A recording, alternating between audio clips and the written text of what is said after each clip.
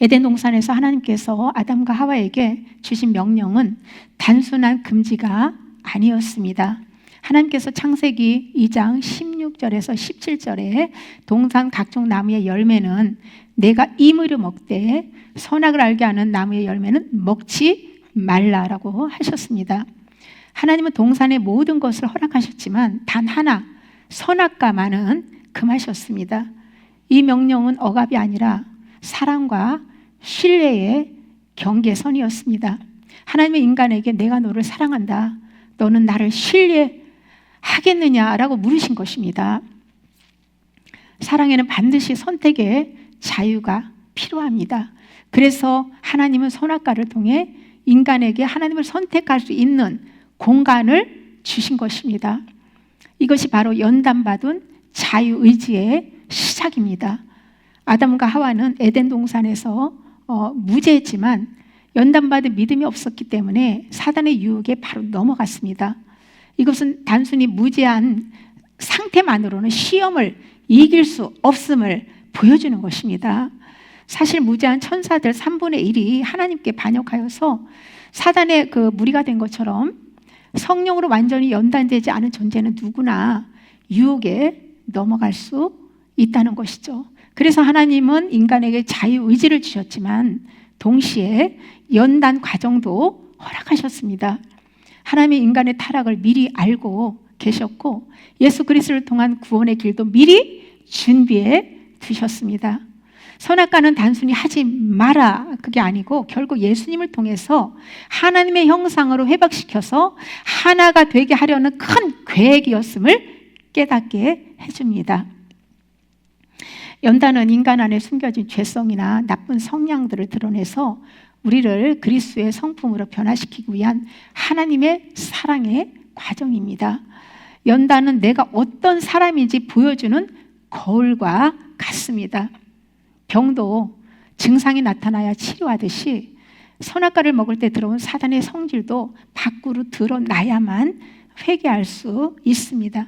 연단은 잘못을 정죄하기보다는 여기 문제가 있으니 고치자 하고 의사처럼 진단해 주는 과정입니다. 이때 주님을 신뢰하고 내려놓으면 성령께서 내 타락한 성품을 죽이고 예수님의 성품으로 만들어 주십니다. 연단의 최종 목표는 내가 사는 삶에서 그리스도가 내 안에서 사시는 삶으로 변화되는 것입니다. 그때 유혹을 이기고 하나님 나라가 회복되는 삶을 살 수가 있는 것이죠. 우리의 연단과 고난은 벌이 아니라 우리를 예수님의 성품으로 변화시키기 위해서 하나님이 준비하신 구원의 과정입니다. 에덴에서 주어진 시험은 오늘날 우리에게도 동일하게 적용되는데요.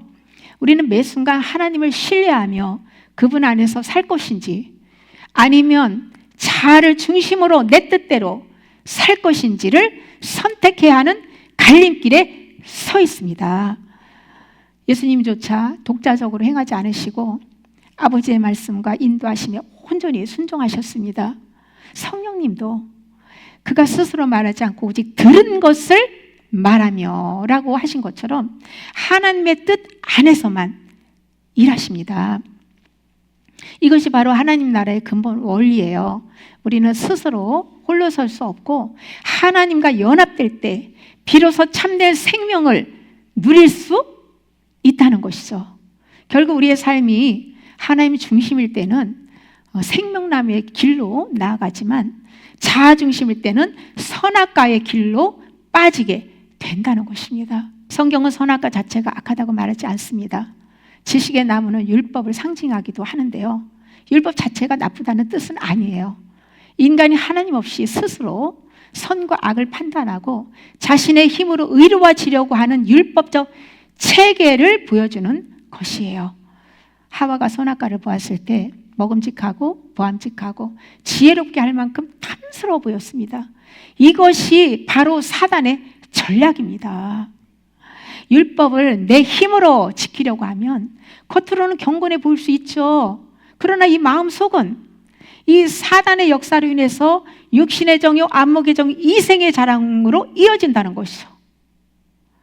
창세기 3장 6절 여자가 그 나무를 본즉 먹음직도 하고 보암직도 하고 지혜롭게 할 만큼 탐스럽기도 한 나무인지라. 하와가 사단의 유혹으로 선악과를 보았을 때 나타난 현상은 먹음직하고 보암직하고 지혜롭게 할 만큼 탐스럽게 여겼다는 거예요. 이렇게 보인 것은 사단이 선악과를 바라보는 하와의 시각과 마음을 왜곡시켰기 때문이에요. 사단은요, 너무나 많은 그림으로, 환상으로 거짓 것을 얼마나 많이 보여주는지 모릅니다. 사단이 주는 그 환상, 사단 주는 음성에 속으면 안 돼요. 하와에게 일어난 육신의 정욕, 안목의 정욕, 이생의 자랑이라는 욕망은 사단의 성품에서 나온 것인데요. 이 욕망은 세상 신 마귀로부터 온 타락한 가치관과 사고방식이에요. 이 육신의 정욕, 안목의 정욕, 이생의 자랑은 아버지께로 온 것이 아니고 세상 신 마귀로부터 온 것이에요. 본래 인간은 타락하기 전에는 하나님을 신뢰하는 선한 의지를 가지고 있었습니다. 그래서 처음에는 선악과를 보아도 탐욕이나 악한 욕망이 없었죠. 그러나 사단의 왜곡된 시선이 마음에 들어오자 그 선한 의지는 사라지고 그 자리에 욕망과 집착이 자리 잡으면서 죽음과 타락이 시작된 거예요. 여기서 먹음직하고는 육신의 정욕입니다. 육신의 정욕은 하나님 없이 스스로 만족하려는 본성적 욕망을 의미합니다. 하나님이 통치하시는 그 삶이 아니라 욕구가 통치하는 삶, 감정이 지배하는 상태입니다. 육신의 정욕은 단순히 몸이 원하는 것 자체가 나쁘다는 뜻이 아니에요. 먹고 입고 마시고 누리는 이런 자체가 나쁘다는 것이 아니죠. 문제는 하나님이 주신 필요를 하나님 없이 내 마음대로 채우려고 할 때 생기는 왜곡된 욕구입니다. 하나님이 주신 필요를 하나님 방식으로 채우면 건강하지만 하나님 없이 내가 채우려고 할 때 사단의 지배를 당하게 되는 거예요. 육신의 정욕은 지금 당장 만족하고 싶어하는 마음입니다. 욕구를 바로 채우려고 하고 기다리는 것을 싫어하고 감정이 기준이 되는 거예요. 이런 마음 안에는 언제나 악한 영이 역사해서 죄를 짓게 만듭니다. 하나님이 주신 정상적인 욕구라도 하나님 없이 내 마음대로 채우려고 하면 죄가 된다는 것이죠. 먹고 자고 즐기는 모든 일상이 주님을 떠나 자아중심으로 살 때 사단이 역사한다는 것이죠. 여러분 많이 경험하지 않습니까? 폭식, 게으름, 인정받고 싶은 강한 욕구, 절제하지 못하는 것, 각종 중독, 부정한 관계, 음란물과 죄된 상상 등 모든 사단이 주는 열매예요. 사단은 육신의 정욕에게 하나님을 기다리지 말고 내가 직접 채워라고 속삭입니다. 육신의 정욕에서 벗어나는 길은 단 하나, 내 욕심을 버리고 그리스도로 사는 것뿐입니다. 그 다음 안목의 정욕은 눈을 사로잡는 것들, 즉 화려함, 물질, 성공, 외모, 이미지를 통해 일어나는 욕망이에요.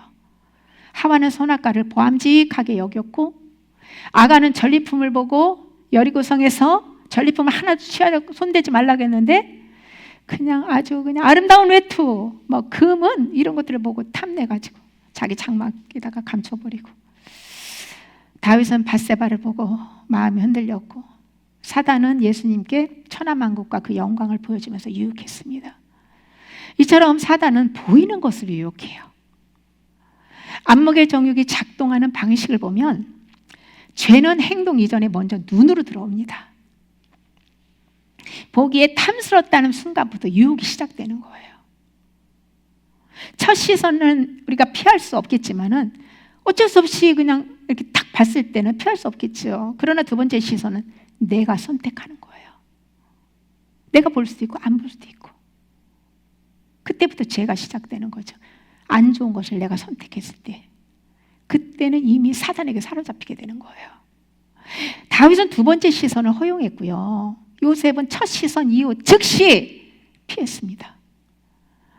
눈을 지키는 것은요, 그 마음을 지키는 거예요. 물을 지킬 만한 것보다 너의 마음을 지키라고. 생명의 근원이 여기서부터 나온다. 눈. 그런데 우리는 TV, SNS, 유튜브, 광고 등 끝없이 이미지에 노출되어 마음을 지키기가 어려운 시대에 살고 있는 거예요. 남의 화려한 삶을 보면 비교가 생기고, 비교는 욕망을 자극하고 영혼을 지치게 만든 거죠. 파리하게 만드는 거죠. 미디어는 반복적으로 또 자극적으로 맞춤 추천을 통해 가지고 욕망을 확대하고 가치관을 왜곡시키는 거예요. 이 과정은 단순한 심리가 아니라 사단의 공격입니다. 악하고 음란한 영상이나 자극적인 이미지는 마음의 어둠의 영이 들어오는 영적인 통로예요. 눈은 단순한 감각기가 아니라 영의 창이에요. 눈으로 안 좋은 걸 보면 어둠의 영이 들어온단 말이죠. 안목의 정욕이 왜 위험할까요? 안목의 정욕은 보면 생각하게 되고, 생각하면 욕망하게 되고, 욕망하면 행동으로 이어지기 때문이에요. 오늘 이 시대에 음란이 넘치는 이유가 바로 이 흐름 때문입니다. 사단은 먼저 보여주죠. 그리고 다시 보게 하고 반복시켜서 마음을 사로잡아가지고 중독으로 끌고 가는 거예요. 이런 것을 모르고 어린아이들에게 스마트폰을 쥐어주는 그런 그 부모, 영적 무지입니다. 무지.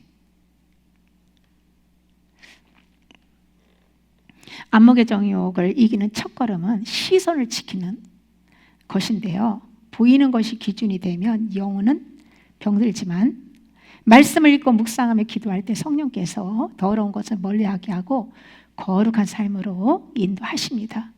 세상은 보이는 것을 강조하지만 하나님은 보이지 않는 말씀으로 영혼을 살리고 그리스도의 형상과 인격으로 세우신다는 것이죠. 다윗은 시편 101편 3절에서 눈앞에 악한 것을 두지 않겠다라고 결심했어요. 그는 악한 것들이 한번 스치면 달라붙고 익숙해지고 중독된다는 것을 깨달은 것이죠. 그래서 아예 눈앞에서 제거하는 것이 거룩의 시작임을 고백하는 거예요. 시선을 지키는 것은 곧 마음을 지키는 것입니다. 눈이 악한 것으로 가득하면 하나님의 영광이 들어올 자리가 사라집니다. 시선을 정결하게 하는 것 자체가 영적 훈련이며 거룩의 첫 단계입니다. 이것은 주님의 은혜로만 가능하죠. 이번에 출간한 말씀소리 회개를 폭발시키다, 이 책을 좀 꼭 읽고 적용해 보시기를 바랍니다. 그러면 꾸준히 적용하면 지옥과 연결된 선악과가 점점 싫어지고요, 생명나무이신 예수 그리스도를 사랑하게 됩니다. 그분과 연합을 통해서 생명과를 먹게 되면 선악과는 그냥 아주 아무리 유혹을 해도 관심조차 눈길조차 주지 않게 되죠. 내 안에서 강력하게 그 거부가 되게 되고, 주님의 생명과를 먹으면 그냥 천국을 누리는 거예요. 완전한 자유와 평강, 기쁨, 생명의 열매를 풍성하게 맺게 되는데, 그런 쓰레기 같은 더러운 것을 받아 먹겠습니까? 그 다음에 지혜롭게 할 만큼 탐스럽기도 하고, 이것은요 이생의 자랑인데요. 이생의 자랑은 사람들에게 인정받고 싶은 마음, 스스로를 높이고 싶은 마음을 의미합니다. 이것은 가장 깊은 유혹이에요. 하나님처럼 되고 싶다, 즉 자기를 높이려는 욕망이에요. 너 선악과 저거 먹으면 너 하나님처럼 될 수 있어. 사단이 유혹한 것처럼. 동시에 하나님 없이 성공하려는 태도, 스스로 인생을 통제하려는 의지, 자기를 드러내고 싶은 욕구가 다 이 안에 포함된 거예요. 내가 중심이고 내가 주인이고 내가 스스로 영광을 가지려는 마음이에요. 이 세 가지 시험 앞에서 아담은 무너졌습니다. 이 실패는 단순한 실수가 아니라 하나님과 관계의 단절을 가져왔어요. 선악과를 따먹는 순간 사단의 성질인 죄성이 들어오고 정욕은 타락하고 죽음이 시작되었다는 것이죠. 이생의 자랑은 결국 하나님 없이 살겠다는 마음이에요. 우리 삶에서 나타난 이생의 자랑은요, 첫 번째 인정 중독입니다. 사람들이 나를 어떻게 볼까가 우상이 되었어요. 자아중심은 계획, 진로, 선택의 기준이 전부 나예요. 내가 하나님이에요. 하나님께 묻지 않고 결정하는 삶, 스스로 잘났다고 하는 마음, 스스로 이룰 수 있다는 착각이 자아중심이에요. 세상적 성공에 대한 과도한 집착과 직장, 학업, 성취, 경력으로 자신의 가치를 평가하는 것들이에요. 이런 것으로 대단한 사람으로 우러러보고 칭찬하고, 여기에 가치에 못 미치면 그냥 아주 그냥 형편없는 사람 무시하잖아요. 실패하면 무너지고 성공하면 교만하고, 내 삶의 주인은 나라는 태도가 자아중심이에요. 사단은 이렇게 속입니다. 네가 주인이고 내가 스스로 성공한 거야. 네가 잘나서 스스로 성공한 거야. 너 대단해. 그러면서 이생의 자랑으로 마음을 부풀려가지고 교만하게 만듭니다. 우리가 하나님 없어도 잘 할 수 있다라는 그런 그러니까 착각하게 만드는 거예요. 내 힘으로 내가 내 능력으로 잘 할 수 있어. 사단은 거기다 막 기름을 부죠. 하지만 하나님은, 복음은 너는 하나님을 떠나서는 아무것도 할 수 없다라고 말씀하세요. 이생의 자랑을 이기는 길은 자아 죽음의 겸손입니다. 하나님 앞에서 나의 능력보다 하나님의 은혜를 의지하고, 나의 계획보다 하나님의 뜻을 구하고, 나의 영광이 아니라 하나님의 영광을 추구할 때 이생의 자랑을 통해 역사하는 사단은 힘을 잃고 떠나게 되는 거예요. 선악과의 길은 자아가 주인이 되는 신앙입니다. 겉으로는 열심히 있어 사람들에게 인정받지만 내면은 하나님의 생명이 흐르지 않는 길이에요. 우리는 사단의 먹잇감이 되지 않기 위해서 육체와 함께 정욕과 탐심을 십자가에 못 박았다는 믿음으로 살아야 합니다.